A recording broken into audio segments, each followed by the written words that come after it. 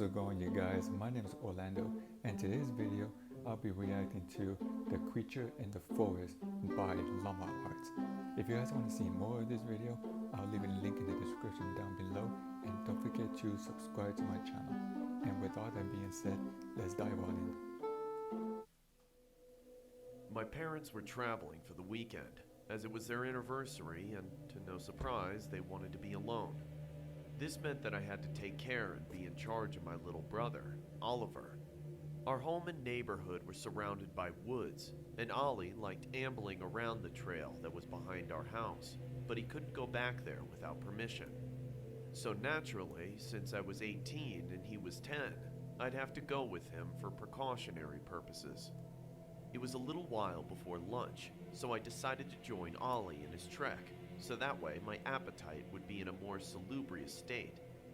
It was spring, and the leaves were meager and just starting to grow back onto the trees, which also meant I had to watch out for any sort of dangerous animals that could possibly lurk out and cause harm to any of us. I could hear Ollie sniffing the air, and then him groaning at something. "Something smells like shit," he said nasally, as he pinched his nostrils shut.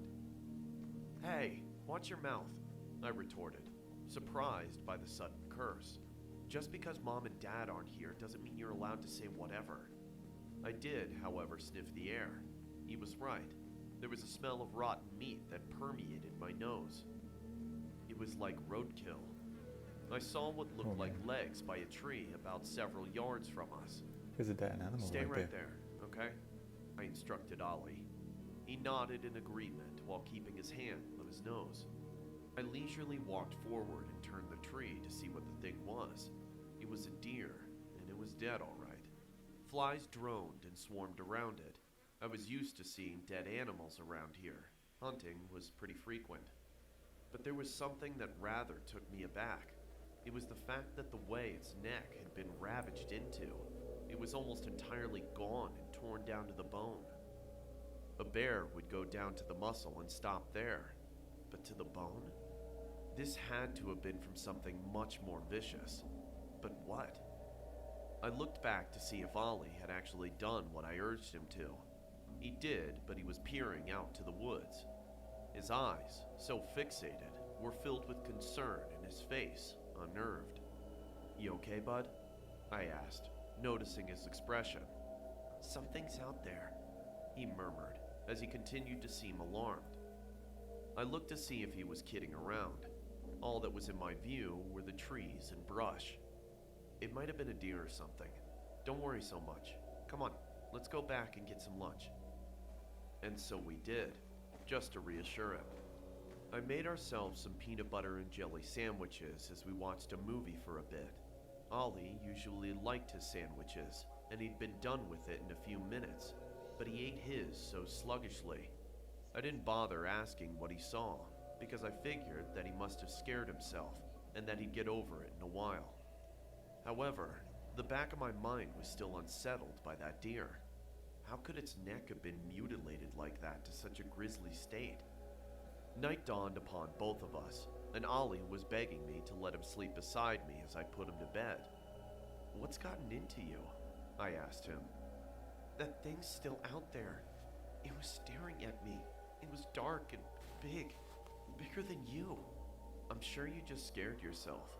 If anything was out there, it wasn't anything dangerous." He continued to beg me, but I kept refusing, and told him to close his eyes and that he'd forget about it in the morning. I laid down in my bed, ready for a good rest. I like keeping my TV on just so I have a source of light in my room. I felt my eyes starting to sag and get heavy, as I slowly felt myself growing drowsy. There was a sudden snap from outside. It sounded like a stick being splintered. I figured it was some animal, like another deer, but what would be out at this time of night? My TV was still on, so I decided to watch a little bit more, just so I could go back to sleep. Without even thinking, my gaze floated to the window, and my heart punched the inside of my chest. There was something at the window. I couldn't see what it was, save for the eyes. They were milky and opaque, almost lifeless, but they were staring right through me. Oh man. I tried to make it seem like I didn't see the figure outside and just roll over onto my stomach Those are and shades. pretend to be asleep to try and avert it. I then heard something against the glass. The thing was scratching my window. The sound was piercing my ears and grated at my nerves. My chest started to feel full as my breath started to shorten. My window was starting to open, Oh and I man. could hear that thing Why you climbing didn't lock into the my door? room. Its presence was clearly made, as its shadow covered my entire bed in black. I sat there hyperventilating for what seemed like hours, until I felt the mattress start to sink in. The springs groaned as the thing had climbed onto the bed. I felt I could Oh, heck literally no. die from fright right there. The thing started to move across my bed. I was trying my best not to breathe so hard, but I was completely terror-stricken. It then stopped and stood right at my shoulders. I felt its giant feet clasping onto my shoulder blades. I could hardly breathe. I had a mirror to my right that allowed me to see what was above me, and chills ran down my spine. The creature was black, large, and at least 7 feet tall and lanky. Its arms went down to its calves. Its chest leaned over me and stretched to an impossible degree.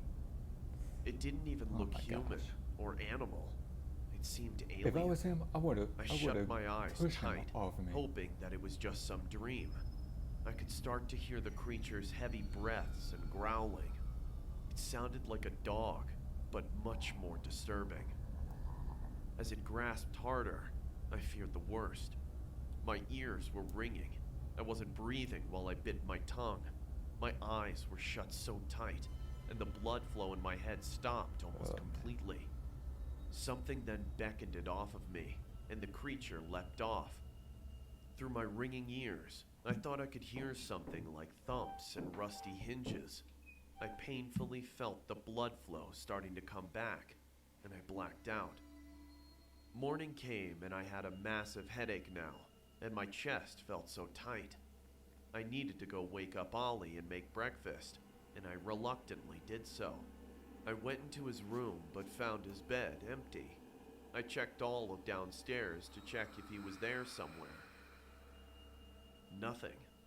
I then thought of the one place he could definitely be if he was hiding. I went outside and took to the path in the back of the woods. I walked some ways while trying to get over the pain in my head when I saw his bare feet by the tree. "Ollie," I said, exhausted and annoyed in my grimace. "Come on, what are you—" I stopped. I felt my whole entire world collapse as I was bludgeoned with every single negative emotion possible.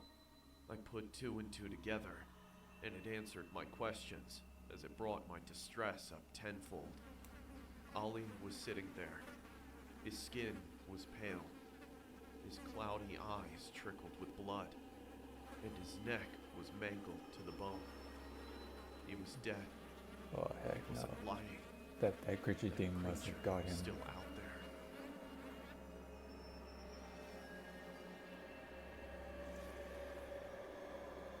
Well, so anyway, you guys, that's the end of this video. If you guys enjoy it, give the video a big thumbs up. If you guys want to see more of this video, I'll leave a link in the description down below. And make sure you guys subscribe to my channel. So thank you guys so much for watching, and I'll see you guys later.